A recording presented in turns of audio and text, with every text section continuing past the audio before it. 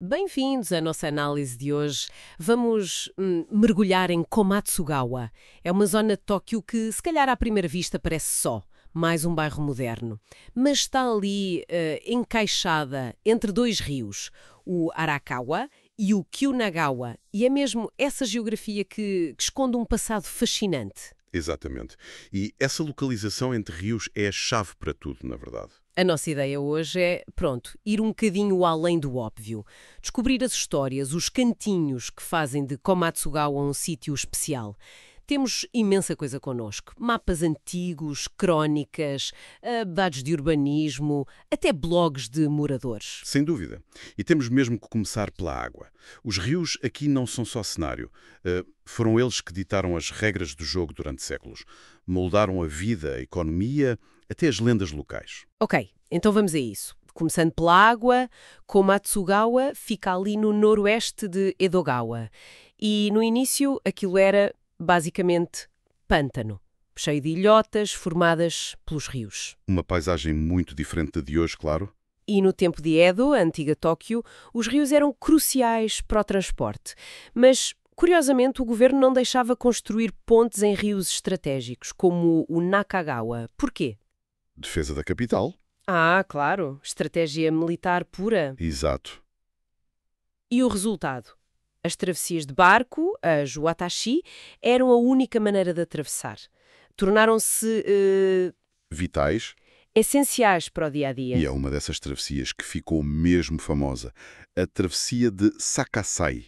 A Sakasai no Watashi. Ficava no antigo Nakagawa, numa rota importante, a Moto Sakura Kaido. E o mais incrível? O Hiroshige, isso. O famoso Ando Hiroshige pintou-a numa das suas 100 vistas famosas de Edo. Dizem que era um lugar lindíssimo, cheio de natureza. É fascinante imaginar isso. Eram mais que simples travessias. Eram centros de atividade. Pessoas, mercadorias. O facto do Hiroshige ter retratado mostra bem a importância, não só prática, mas estética, que tinham na vida de Edo. Falando em figuras importantes de Edo, há uma história muito gira que liga Komatsugawa à comida japonesa. A komatsuna, aquela verdura de folha verde. Ah, sim, claro. A Komatsuna. Dizem que foi aqui que ganhou o nome.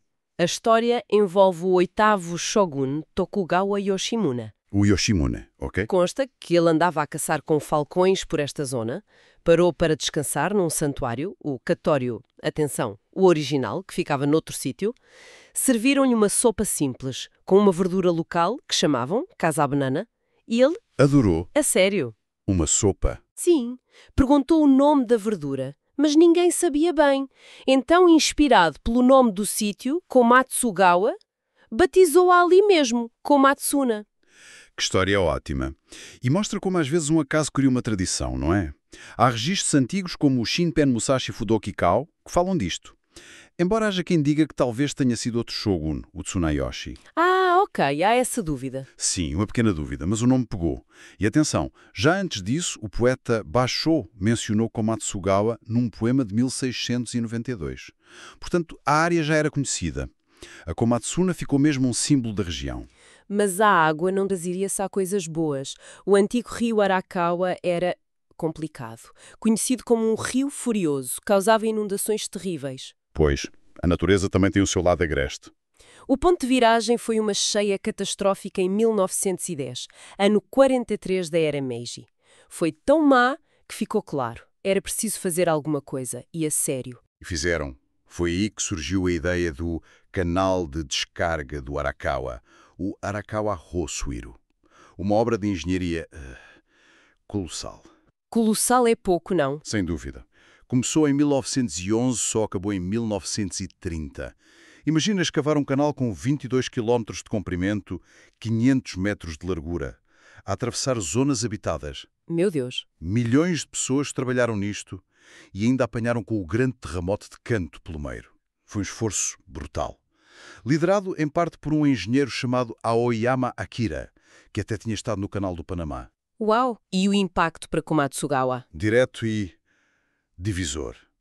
Este novo canal gigante cortou literalmente as antigas aldeias ao meio. Separou comunidades. Uma mudança geográfica radical. Exatamente. E foi isso que levou à criação da Komatsugawa como a conhecemos hoje, em termos administrativos. Em 1914, as partes das aldeias que ficaram isoladas ao oeste do novo canal, reorganizaram-se, formaram a vila de Komatsugawa. E está explicado. E assim se resolve aquele mistério. Porque é que Komatsugawa pertence a Edogawa, mesmo estando do outro lado do atual rio Arakawa? É porque a fronteira administrativa veio antes deste canal ser o rio principal. A história a explicar a geografia. Faz todo sentido. E ainda hoje podemos ver um testemunho físico disto tudo. Dentro do parque Ojima Komatsugawa está lá a antiga eclusa de Komatsugawa, aqui o Komatsugawa Common. Já não funciona, mas é um vestígio. Sim, essa eclusa era crucial na altura. O novo canal ficou muito mais alto que o antigo rio Nagagawa. A diferença de nível podia ser de mais de 3 metros. 3 metros? Sim. A eclusa permitia que os barcos passassem de um para o outro em segurança.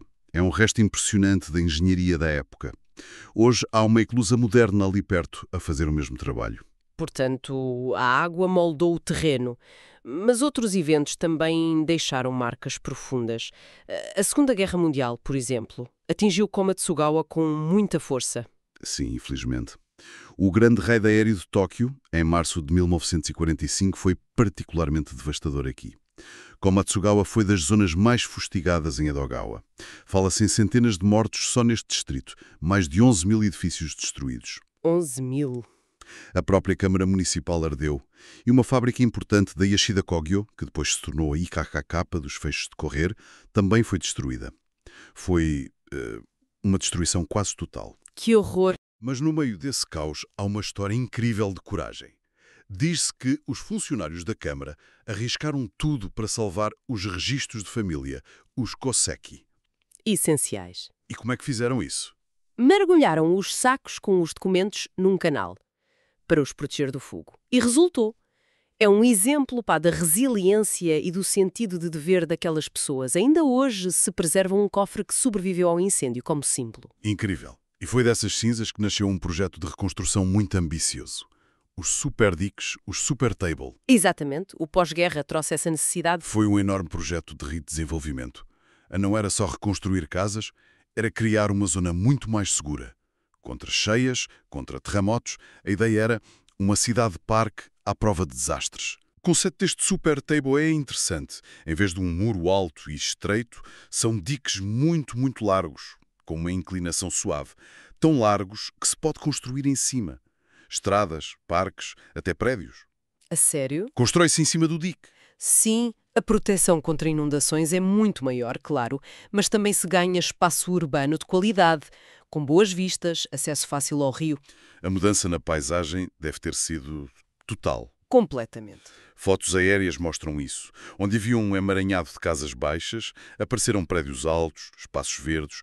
Komatsugawa foi redesenhada a pensar na segurança e na qualidade de vida. E é neste contexto de renascimento que surge outro tesouro local, as Komatsugawa Senbonzakura, as 1000 cerejeiras de Komatsugawa. As cerejas.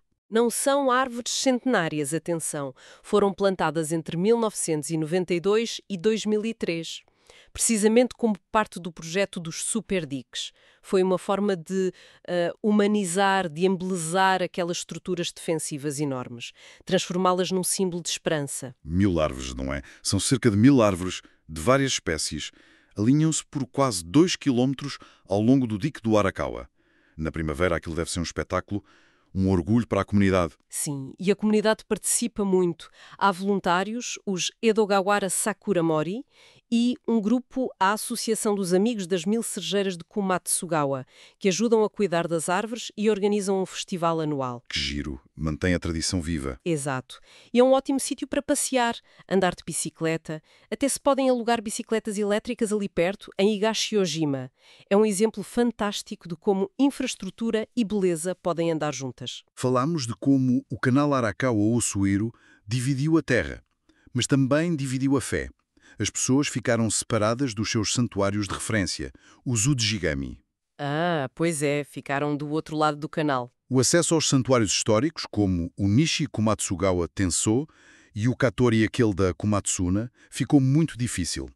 E a solução da comunidade foi pragmática e espiritual. O que é que fizeram? Em 1936, fundaram um novo santuário, o Santuário de Komatsugawa, Komatsugawa Jinja. Fizeram-no consagrando Bunrei, que são como que divisões espirituais dos deuses, dos santuários originais. Foi uma forma de trazer a proteção divina para perto da comunidade isolada. Que interessante! Adaptaram-se. Exato, e este santuário até já mudou de sítio recentemente por causa de novos projetos urbanos. A fé adapta-se à cidade. E já que estamos em santuários, há um com uma história muito particular, o Nishi Komatsugawa Tenso. Embora esteja do outro lado do rio, tem ligações históricas aqui. É antigo, do século XV. Uau, século XV! Mas o mais curioso está lá escondido. Um pequeno santuário chamado Osojinja, o Santuário da Varíola. De varíola? A sério? Sim, dedicado a proteger as pessoas contra a varíola, que era uma doença terrível. E os rituais, no período Edo, eram fascinantes. Conta lá. Acreditava-se que o deus da varíola não gostava de barulho. Então as pessoas ofereciam cães de papel machê, os arikonoino, e sinos de papel, kami no suzu. A ideia era que o latido simbólico e o som dos sinos afastassem o espírito da doença. Incrível. Que janela para as crenças e medos do passado. Não é? Hoje, com a varíola erradicada, dizem que as pessoas vão lá pedir saúde para a pele e beleza. Um cantinho cheio de história social. Fantástico. E não podemos esquecer outro espaço fundamental em Komatsugawa, o Parque Ojima Komatsugawa. É enorme e é muito mais do que só o sítio das cerejas e da eclusa antiga. Sim, o parque é gigante. Estende-se pelas duas margens do rio Kyunakagawa, liga Edogawa e Koto. Tem várias zonas, a Praça do Vento, com uma colina para ver as vistas, a Praça das Estações e uma área aberta enorme, a Praça da Liberdade, que é refúgio em caso de catástrofe. E tem desporto, não tem? Tem. Campos desportivos, um parque infantil com tema aquático e até uma zona de churrascos. Costuma estar cheia. E uma curiosidade. Parte do parque foi construída sobre terrenos que antigamente eram aterros de resíduos industriais de cromo. A sério? Que transformação! Pois é, descontaminaram tudo e fizeram este espaço verde um belo exemplo de recuperação ambiental. E para completar a oferta de lazer ligada à água, ainda há o Parque Aquático Komatsugawa Sakaigawa Shinsui-koen, no traçado de um antigo rio, o Komatsugawa Sakaigawa, aquele que o Basho mencionou no poema. Era um rio que servia de fronteira, usado para agricultura, transporte, mas que foi perdendo a função. E o que fizeram com ele? Transformaram-no num parque, muito virado para famílias, tem uma cascata, zonas de água baixinha para as crianças chapinharem, o jabu-jabu-mica e até um barco pirata de madeira gigante. Nos dias de calor deve ser uma loucura. Imagino. As fontes dão umas dicas. Tem muitas sombras e bancos. Bom para os pais. Mas atenção aos mosquitos no verão, levar repelente. Tem balneários, casas de banho e chega-se bem de autocarro. E parece que também se pode pescar em algumas zonas. Bem completo. E se a forma apertar depois de tanta exploração? Parece que há sítios simpáticos por perto. As fontes mencionam um café, o Gobuichi Coffee, que usa pão de uma padaria local, ou lojas de doces tradicionais, o Agashi, como a Gensuan. Pequenos detalhes que fazem a diferença. Parece ótimo. Exploramos muitas histórias de superação, de beleza, de engenho, mas, para sermos honestos, temos de tocar num episódio mais dramático, mais complexo, do passado recente de Komatsugawa. Sim, o chamado Incidente de Komatsugawa, o Komatsugawa Jiken de 1958. É um tema delicado e vamos ater-nos ao que as fontes documentam de forma neutra. Ok. O caso envolveu um jovem estudante coreano residente no Japão, um zainichi chamado Lee Chin-woo, ou Kaneko Shizu, o nome japonês dele. Frequentava a escola secundária local. Ele foi preso e condenado pela violação e homicídio de uma colega. Durante a investigação, confessou um crime semelhante anterior. Meu Deus. O caso chocou o país. A cobertura mediática na altura foi descrita como muito sensacionalista. O que gerou controvérsia mais tarde foi ele ter sido condenado à morte sem lhe aplicarem a lei para menores na altura do primeiro crime e aparentemente sem uma avaliação psiquiátrica aprofundada. Foi executado com apenas 22 anos. É um caso muito pesado. Sim, e as fontes que consultamos trazem interpretações posteriores. Por exemplo, da escritora Park Sunam, que trocou cartas com o Lee na prisão. Ela e outros analistas veem o caso como uma tragédia de um jovem cuja consciência étnica foi destruída. Ligam os atos dele ao forte preconceito e discriminação que os coreanos Zainichi enfrentavam no Japão do pós-guerra. Percebo. A questão do contexto social. Exatamente. As fontes referem que o Lee, apesar de ser bom aluno, tinha imensa dificuldade em arranjar emprego por causa da sua origem. Isso pode ter levado a uma situação de desespero. O livro com as cartas dele, Crime, Morte e Amor, Sumi Tushito Aiton, tenta explorar essa complexidade. É importante essa contextualização. É importante frisar. Estamos a relatar o que as fontes dizem sobre o incidente e as suas interpretações posteriores, sem tomar partido. É uma parte documentada da história local que também ajuda a entender certas facetas da comunidade. Sem dúvida, a zona da escola secundária de Komatsugawa não é, por isso, um ponto turístico, claro. É antes um lugar que nos lembra destas memórias sociais complexas, do impacto do preconceito e como estes fantasmas do passado podem moldar, mesmo que subtilmente, a identidade de um lugar. É mais uma camada na história de Komatsugawa. Exato. Uma camada importante, ainda que difícil. E assim fechamos a nossa exploração por Komatsugawa. Foi uma viagem e tanto, não foi?